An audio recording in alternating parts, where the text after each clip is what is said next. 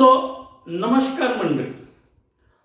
आज के इस शुभ अवसर पे आपके लिए पेश है सेंटर ऑफ मास के ऊपर डिपेंडेंट एक बहुत ही स्वीट सा, सिंपल सा और पॉपुलर क्वेश्चन, जो कि है, देखिए, a square plate of edge D and a circular disc of diameter D, दोनों इसका एज और इसका डायमीटर सेम है, प्लेस टचिंग ईच अदर, एक दूसरे को टच करें। अब कैसे टच कर रहे हैं? तो एज का जो मिड पॉइंट है वो सर्कुलर डिस्क को क्या कर रहा है? टच कर रहा है, ऐसा उन्होंने बताया, जैसे कि इस फिगर में दिखाया गया। अब इन दोनों से बन गए एक सिस्टम। इन दोनों में एक ही पार्टिकल अगर रहा तो सिस्टम बनती नहीं। तो यहां पे दो बॉडीज है, एक बॉडी है सर्कुलर डिस्क, दूसरा है स्क्वायर प्लेट।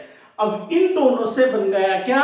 एक सिस्टम, और इस सिस्टम का आपको निकालना है क्या? तो centre of mass. Centre of mass of this combination, बोले तो क्या, इस सिस्टम का सेंटर ऑफ मास अपने को निकालना है। और उसके लिए जैसे कि स्क्वायर प्लेट है और सर्कुलर डिस्क है, दोनों भी टू डायमेंशनल बॉडीज है, और हमें पता है कि टू डायमेंशनल बॉडी के लिए क्या होता है कि मास पर यूनिट एरिया कैसा रहता है बच्चा? कांस्टेंट। कैसा रहेगा? कांस्टेंट। मास पर यूनिट एरिया मतलब जैसे कि हमें पता है कि भाई वन डायमेंशनल बॉडी है तो उसके लिए क्या कांस्टेंट रहता? क्या रहता? तो मास पर यूनिट लेंथ कांस्टेंट रहता। अब टू डायमेंशनल बॉडी है तो उसके लिए क्या कांस्टेंट रहेगा? तो मास पर यूनिट एरिया कांस्टेंट रहता।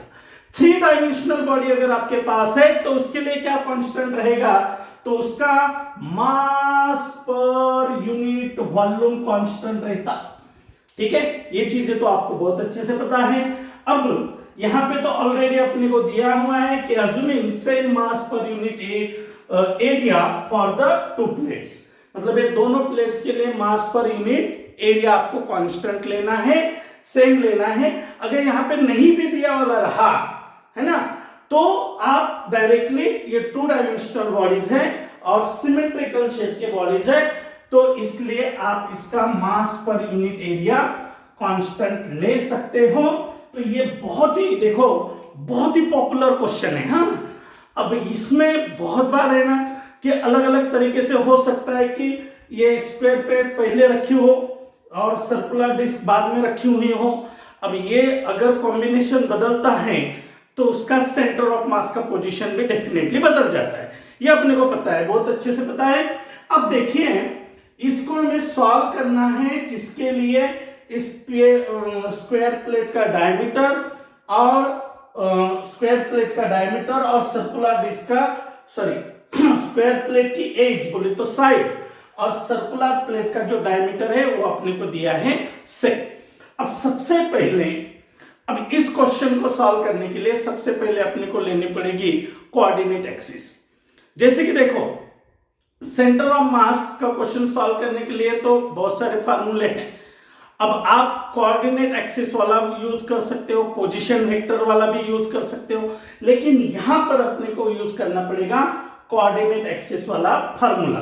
मतलब हमें जो सेंटर ऑफ मास है उसका क्या निकालना पड़ेगा रे बच्चा? एक्स कोऑर्डिनेट, और क्या निकालना पड़ेगा?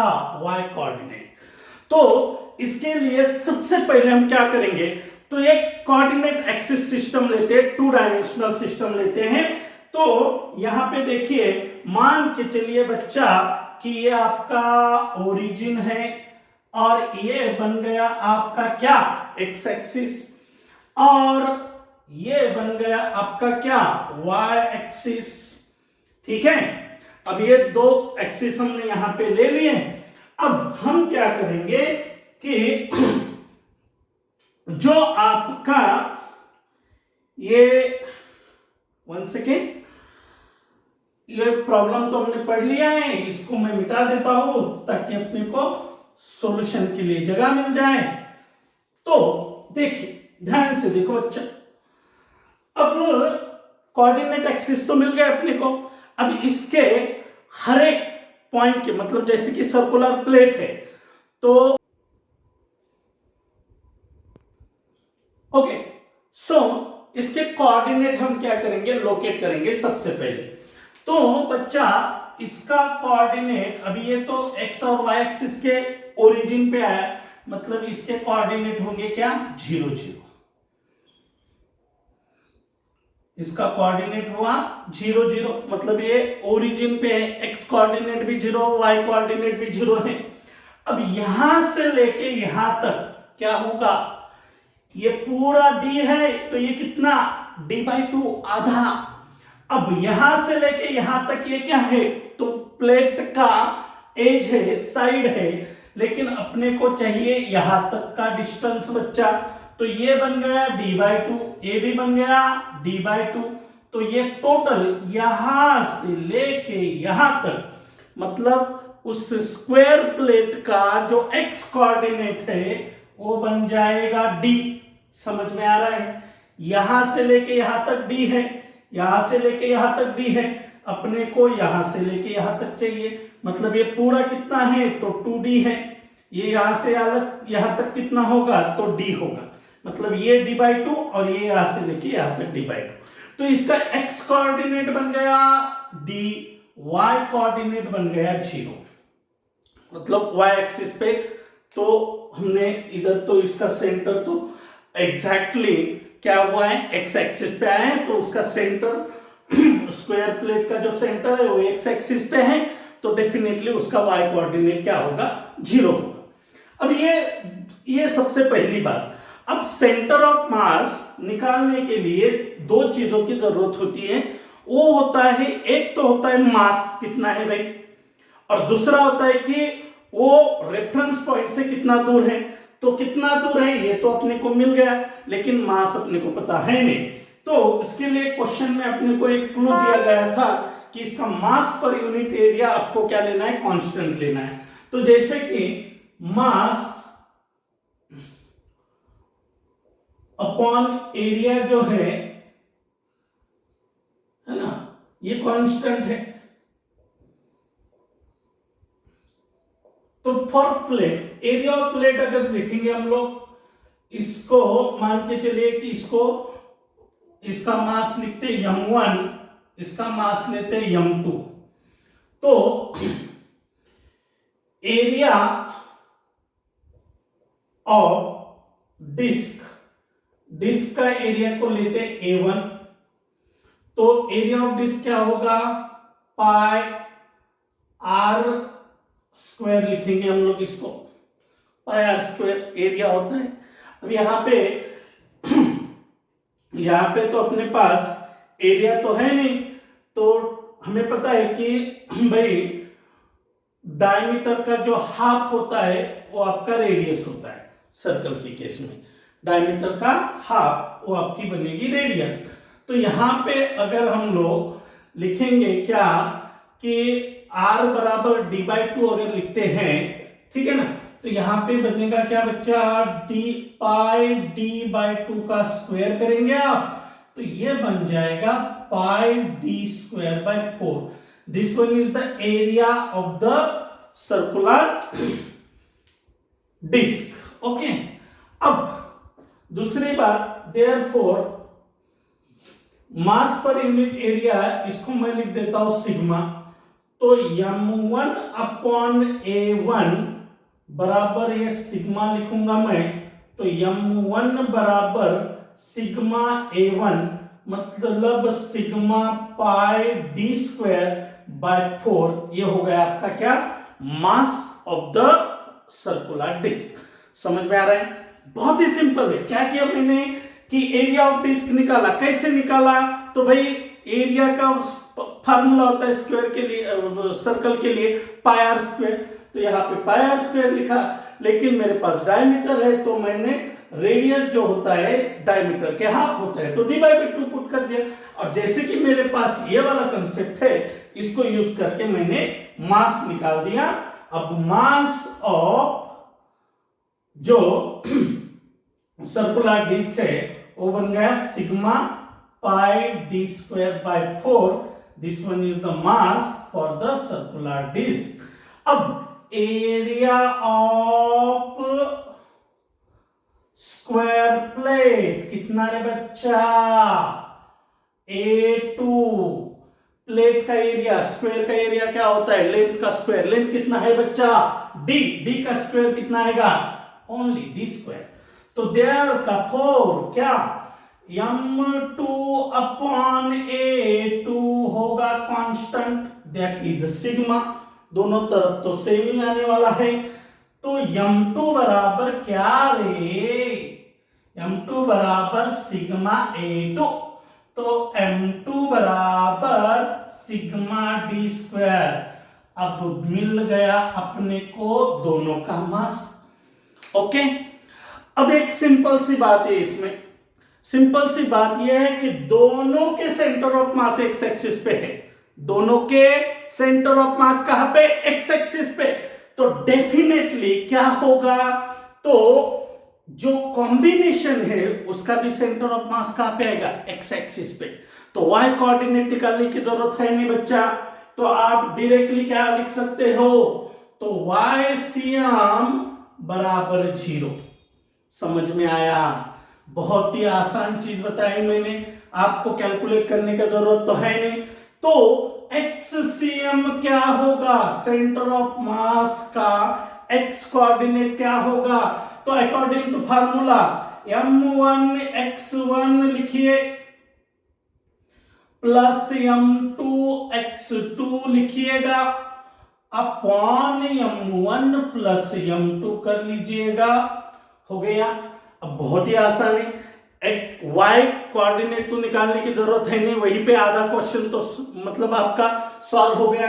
तो एक्ससीएम देखिए, m1 का वैल्यू रे बच्चा sigma pi d square by 4, और x1 मतलब ये आपका x1 है, यहां पे लिख लीजिए लगे तो। कहां पर लिखेंगे बच्चा, इधर लिख लीजिए क्या, तो आपका x1 कितना 0, x2 कितना, तो x2 ये d है, वो गलती से मिट गया, x2 आपका होगा d, देन y1 आपका कितना 0, y2 कितना 0। तो ये तो अपने को पहले से पता है, नहीं लिखा तो भी चल जाएगा। तो अभी x1 का वैल्यू 0 प्लस m2 कितना सिग्मा d स्क्वायर, और x2 कितना, x2 सेकेंड मास का x coordinate that is d,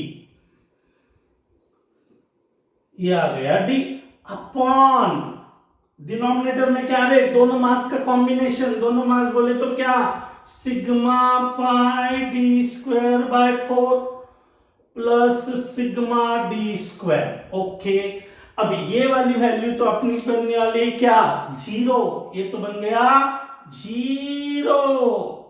तो बचा क्या, x coordinate of centre of mass sigma d square into d upon sigma d square ले लीजिए बच्चा कॉमन इसमें डिनोमिनेटर में।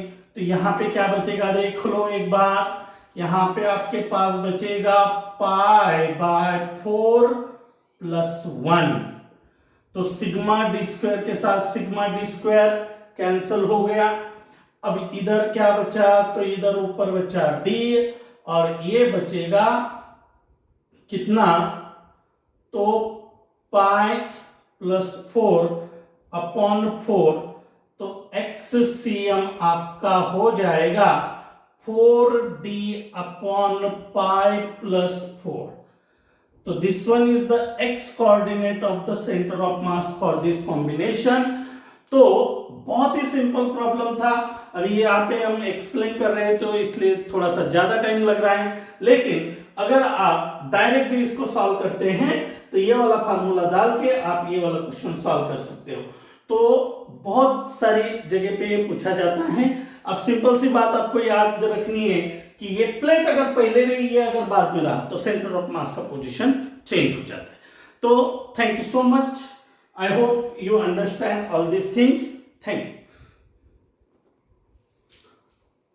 सो अपने पास ये एक दूसरा क्वेश्चन है।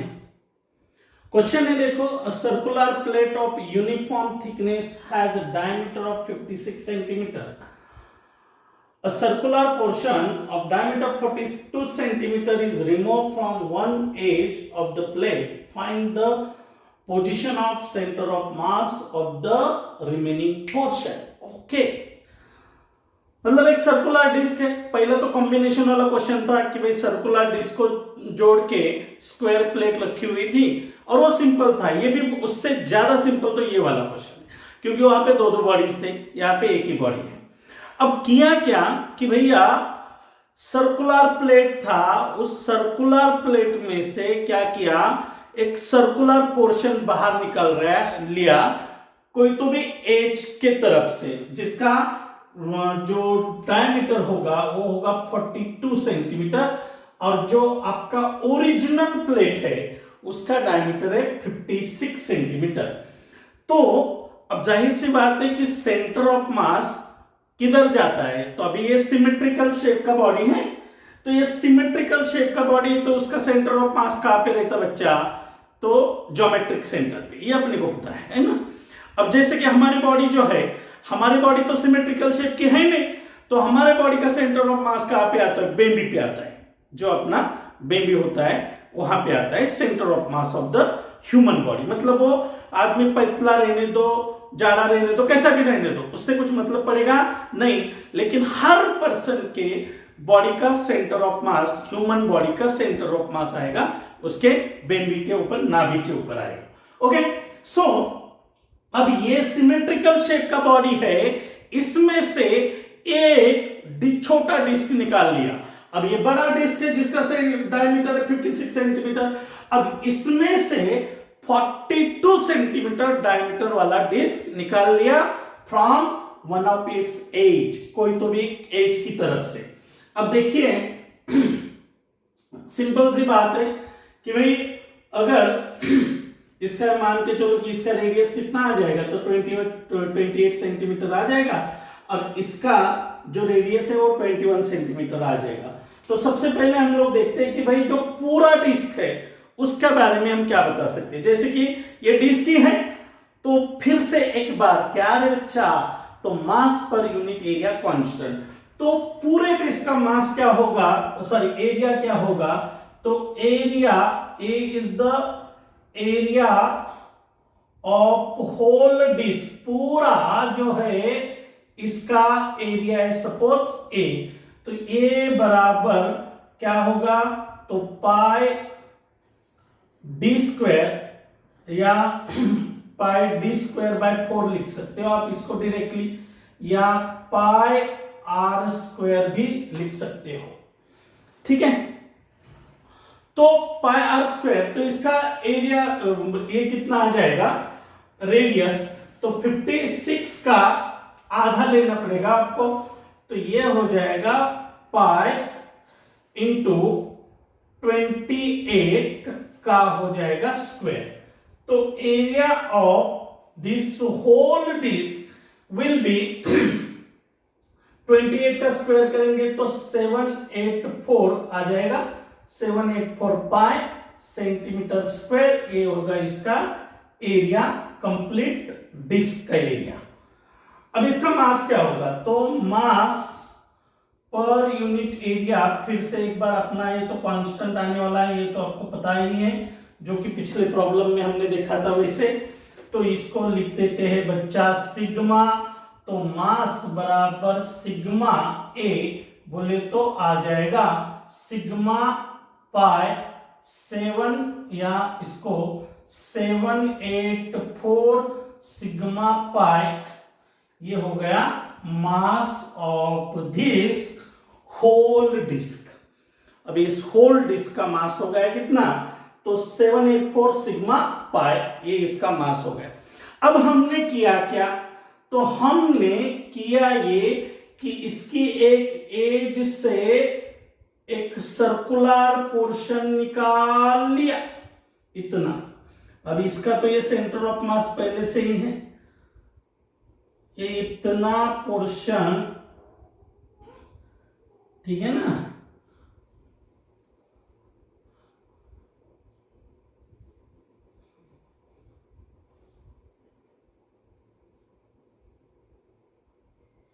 आप जब लिखेंगे तो ऐसा मत करो, क्योंकि पेन से लिखेंगे तो ये मिटाया नहीं जाएगा। वाओ,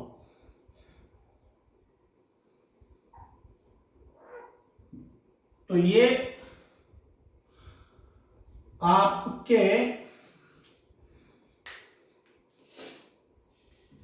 ये सबसे पहले तो ये आपका हो गया क्या, कैपिटल आर बोले तो बड़े डिस्क का जो कंप्लीट डिस्क था उसका सेंटर। अब ये वाला जो हमने निकाला है ना, इसका सेंटर ऑफ मास मतलब इसका रेडियस कितना है, तो इसका रेडियस होगा 21। तो मान के चलते कि यहां पे इस वाले जो छोटा पोर्शन हमने निकाल लिया ना, उसका रेडियस है सपोज ये वाला, ठीक है। इसको मैं लिख देता हूं कुछ देर के लिए, सपोज मान के चलते R1, और ये आपका सेंटर है, ये आपका C1 है। अब जाहिर सी बात है बच्चा, अगर आपने इधर से कुछ मास निकाल लिया तो जो रिमेनिंग पोर्शन है, रिमेनिंग पोर्शन का मास तो इधर है, तो डेफिनेटली सेंटर ऑफ मास की जो पोजीशन है वो इधर शिफ्ट हो जाएगी। तो इधर मान के चलते कि यहां पे ये जो पॉइंट है, यहां पे सेंटर ऑफ मास जो रिमेनिंग पोर्शन है, ये जो बचा हुआ पोर्शन है ना, इस बचे हुए पोर्शन का सेंटर ऑफ मास का पोजीशन कुछ यहां पे है। इसको मैं लिख देता हूं R2। ये R1 जो हमने पोर्शन निकाला उसका सेंटर है, और ये C पूरे डिस्क का सेंटर है, और इसको मैं बोलता हूं C2। और ये जो C2 मैंने लिखा, ये रिमेनिंग पोर्शन का सेंटर ऑफ मास है। आप बोल रहे सर सेंटर ऑफ मास तीन दिखा दिए, तो तीन तो बनेगी ही बच्चा। पहला जो था पूरा डिस्क उसका एक, जो पोर्शन निकाल लिया उसका एक, अब बचे हुए पोर्शन का और एक सेंटर, तो ऐसे बनके अपने को 3 सेंटर मिल गए। अपने को बताना है कि find the position of centre of mass of the remaining portion, मतलब इस पोर्शन का, मतलब C2 की वैल्यू कितनी होगी, मतलब C1 के कंपैरेटिवली C2 एग्जैक्टली कहां पे आएगा, ये आपको बताना है। अब उसके लिए आपको क्या क्या पता होना चाहिए। सबसे पहली बात तो आपको पता होना चाहिए कि जो डिस्क आपने निकाला उसका मास कितना है, ठीक है। देन जैसे कि इसको मैंने R1 लिखा है, इसको R2 लिखा है। देन दूसरी चीज कि मुझे ये पता होना चाहिए कि रिमेनिंग पोर्शन का मास कितना है। अब यहां पे देख लीजिए, थोड़ा सा ये क्वेश्चन को मैं मिटा देता हूं।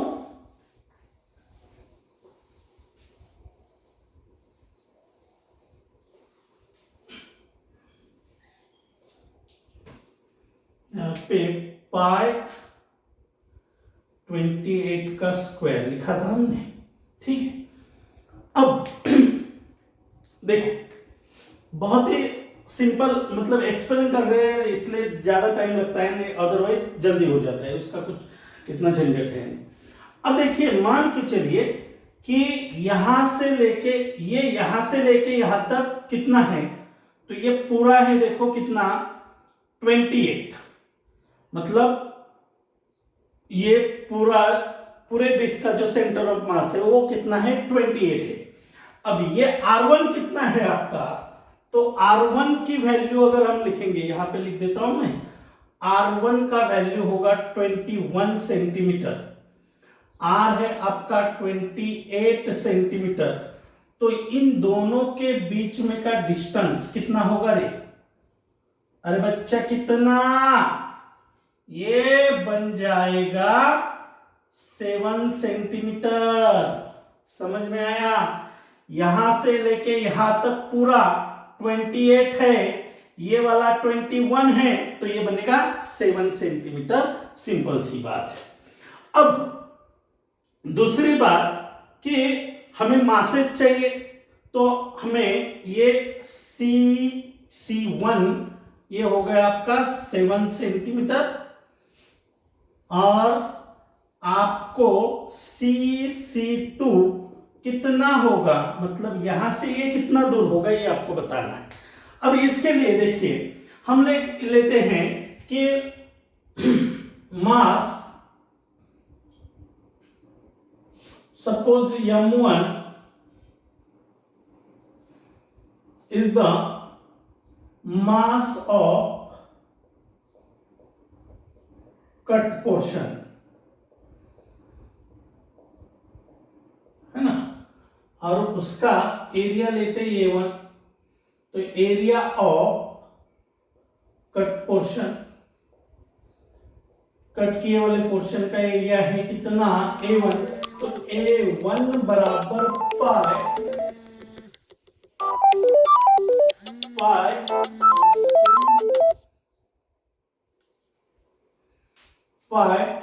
R1 का स्क्वायर, तो पाई 21 का ये स्क्वायर हो जाएगा जो कि आएगा 441 पाई सेंटीमीटर स्क्वायर, इसका ये यूनिट होगा। ठीक है, अभी तो m1 बराबर क्या आएगा, सिग्मा A1 आएगा, तो 41 पाई सिग्मा पाई, ये हो गया mass of the cut portion m1 की वैल्यू। देन मास, सॉरी इसको मैं m2 लिख देता हूं, m2 is the mass of remaining portion, mass of remaining portion, बचे हुए पोर्शन का मास। ओके, तो A2 area of remaining portion,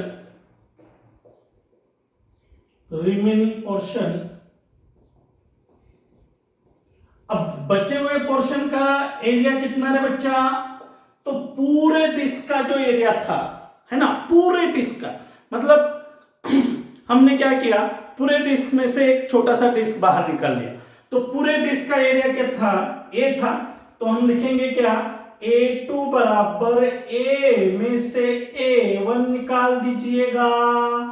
समझ में आया, सिंपल है ना।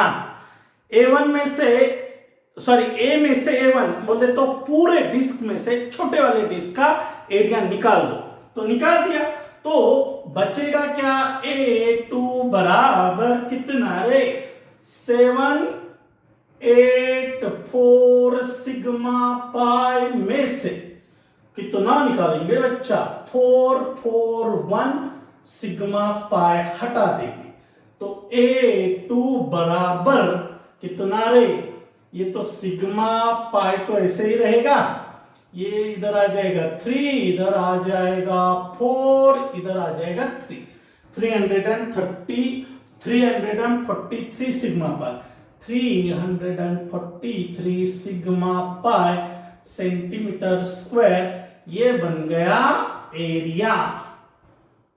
ठीक है, तो m2 बराबर क्या आएगा, सिग्मा A2, तो सिग्मा 3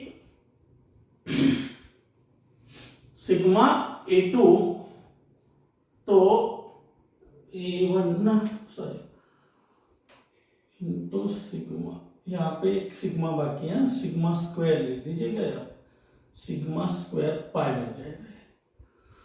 ठीक है, तो 343 सिग्मा स्क्वायर पाई, ये बन गया mass of the remaining portion.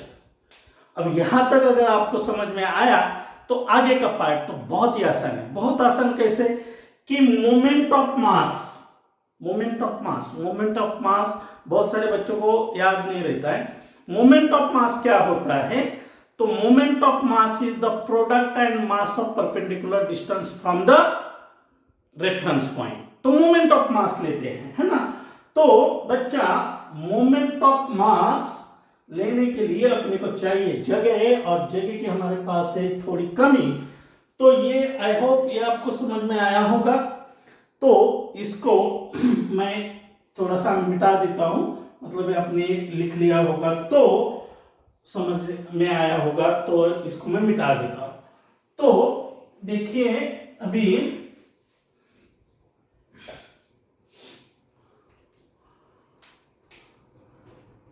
Moment of mass about point C point से मोमेंट ऑफ मास की वैल्यू हम लेते हैं। तो यहां से देखिए, यहां से अगर इसका मोमेंट ऑफ मास में लेता हूं इस डिस्क का, तो क्या लूंगा मैं, मास ऑफ दिस पोर्शन मतलब m1 इंटू cc1 माइनस, या यहां पे मैं ले सकता हूं प्लस ये रिमेनिंग पोर्शन का मतलब cc2, अभी इसका रिमेनिंग पोर्शन का मास क्या है m2, तो इसको m1 लिखना था ना, ये m1 into cc1 mass into perpendicular distance, तो m2 इंटू cc2 बराबर रहेगा 0, क्योंकि ये मूव तो नहीं हो रहा है तो बराबर आएगा 0। अब देखिए इसी को अगर मैंने ऐसे लिखा m2 cc2 m2 into cc2 बराबर minus of m1 into cc1, चलेगा। m2 का वैल्यू डाल दीजिए बच्चा, 343 sigma square pi into cc2 बराबर माइनस m1 का value 441 sigma square pi into cc1, 1 second, minus 441 sigma square pi, cc1 का value कितना है तो 7, यहां पे लिख देता हूं मैं 7, तो सिग्मा स्क्वायर पाई ये तो हो गया कैंसल, है ना, ये हो गया कैंसल, तो cc2 बराबर माइनस 7 इंटू 441 डिवाइडेड बाय 343, तो ये नीचे वाला नहीं दिख रहा है, ठीक है, तो यहां पे ये मिटा देते हैं, अभी मिटाने का काम तो चलेगा ही, तो इसको शिफ्ट करके मतलब cc2 बराबर क्या लिखेंगे, -441 इंटू 7 अपॉन 343, ठीक है। अब इसको अगर आप सॉल्व करेंगे ना तो cc2 बराबर -9 सेंटीमीटर आपको मिल जाएगा, मतलब क्या हो गया, एक डिवाइड करके वगैरह आप करेंगे तो आपको मिल जाएगा 9, ओके, और माइनस साइन तो पहले से, मतलब सेंटर, ओरिजिनल सेंटर से कितना पीछे जाएगा आपका सेंटर ऑफ मास, तो 9 सेंटीमीटर पीछे चला जाएगा आपका सेंटर ऑफ मास का पोजीशन। तो इस तरीके, बहुत ही सिंपल क्वेश्चन है, देखो इसमें ज्यादा कुछ है नहीं, और डायरेक्टली आप इसको ये कर सकते हो मोमेंट ऑफ मास का फार्मूला निकाल के, लेकिन इसमें सबसे इंपॉर्टेंट मासेस, और 2 डायमेंशनल बॉडी है तो 2 डायमेंशनल बॉडी के लिए मास पर यूनिट एरिया कांस्टेंट होता है, ये यूज करना बेहद जरूरी है, अदरवाइज अगर आप वैसे सॉल्व करने को जाएंगे तो बहुत ज्यादा डिफिकल्ट जाएगा और आंसर भी नहीं आएगा, वो दूसरी बात है। तो बहुत ही इंपॉर्टेंट क्वेश्चन है, बहुत सारी जगह पे ये पूछा जाता है डिस्क का। सेम क्वेश्चन आप स्फीयर के लिए भी कर सकते हो, लेकिन स्फीयर वाला करते टाइम सिर्फ आपको ध्यान रखना है कि मास पर यूनिट वॉल्यूम आपको कांस्टेंट लेना पड़ेगा। Thank you so much, have a nice time, tata bye bye.